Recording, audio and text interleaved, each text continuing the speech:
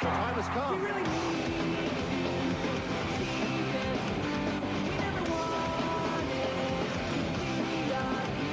Blink-182 is one of the world's most successful and notorious pop-punk bands.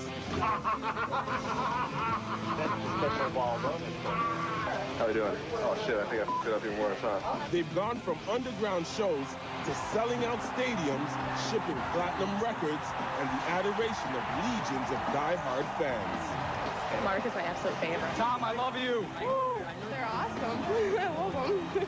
Blink was a band born in a bedroom and raised in the Southern California punk scene.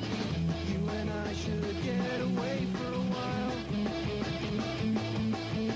Their first CD, Cheshire Cat, released in 1994, launched them into the public eye. When Cheshire Cat came out and there was actually a record in the stores that I didn't put there, then I thought that was as big as we could ever get. As their profile began to receive attention beyond the all-ages circuit, they were threatened with legal action by another Blink, an Irish outfit that didn't take nicely to a rowdy American punk band operating under the same name. The guys avoided the courts by adding the numerical suffix, Blink-182. initiating ongoing speculation as to what the mysterious 182 actually means. Blink-182, I know what the 182 stands for. It's a reference to Al Pacino's character in Scarface. Right. He says, I can't say the F word 182 times. Despite the name change, the group's rampant popularity continued to grow. I think every day I get surprised by how well our band's doing. It wasn't something that happened instantly because it was a lot of hard work. They became a touring powerhouse, crisscrossing America and wreaking havoc wherever they went. Yeah, I remember we did like 13 to 15 months straight, one year. Not afraid to sleep on floors and live on no money out of a van to get from town to town. I think about times we were traveling in the van and we'd make up stupid songs or we'd make up jokes, and we were so poor back then we couldn't even barely afford gas to get to the next venue, but we were having so much fun just playing music and being in a band and watching our dreams come true. They were embraced by a nation of skaters and snowboarders, their most hardcore fans. When I'm with you, there's nothing I wouldn't do.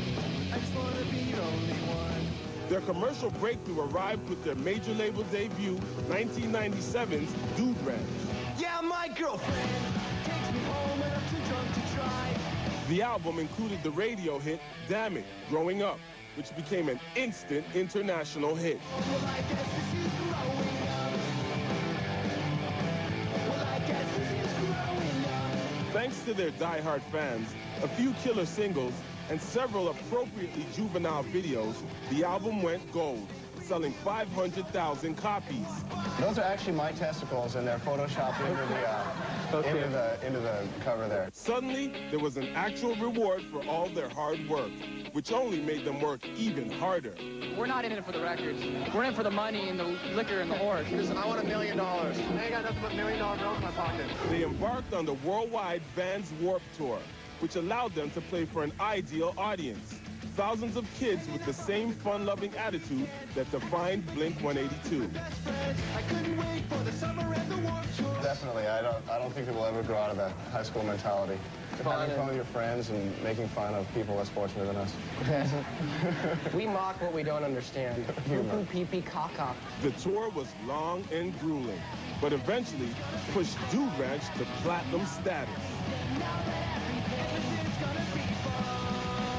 Always the quietest member, Scott had grown increasingly detached from Mark and Tom, often only joining them to play shows before retreating to be on his own.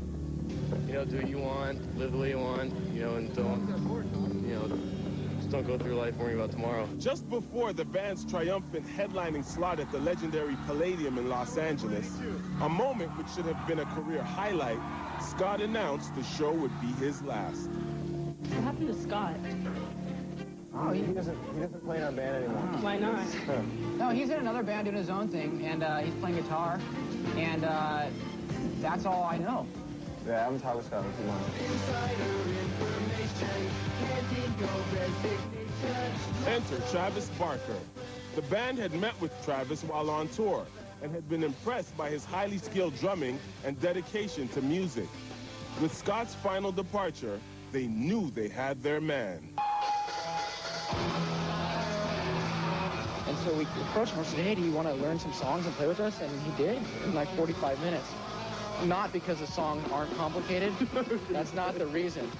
But because he already knew him because he's the biggest fan ever, so. I remember having a conversation with him, telling him, yeah, I'd love to do it. I'm like, you think we could practice? Their first album with Travis, 1999's Enema of the State, cemented their presence in the mainstream. While retaining their characteristic punk sound and lowbrow buffoonery, this album also launched the band on a meteoric rise up the charts. Well, it's kind of like when Kennedy says we will put a man on the moon by, you know, by the end of the 60s or whatever. And it's kind of the same thing. People at the label say, we will make people like this band, but it took 10 years, you know, and here we are today. The Manhattan Project is nothing compared to what it took for people to like our band. Enema of the State debuted in the U.S. Top 10 and went on to sell over 1 million copies in barely 2 months, thanks to infectious hits like Adam's Song and All the Small Things. It was weird because we actually didn't look good in those clothes, and we thought we were going to. And so we go, you know what, instead of doing this video series, let's make it a joke. Because we thought, we went into it thinking to make a great dancing video with great wardrobe, and it just didn't work out, so we ended up making a joke out of it. Right. She left me roses by the stairs. Surprises let me know she cares. It eventually sold 7 million copies and sat high atop Billboard's Top 200 for over a year. We were very popular with the Barney and Raffi set. It used to be like 16 to 20, but now it's easily like 10 to 25. So whatever, we don't care. We don't care if it's 80 as long as people like us. A follow-up live album quickly followed, capturing highlights from their raucous-filled live show. Doug probably already slept with your girlfriends. The band that prided itself on doing things on their own terms was now a genuine household name, selling millions of CDs. We came from punk rock roots. We listened to all punk rock bands.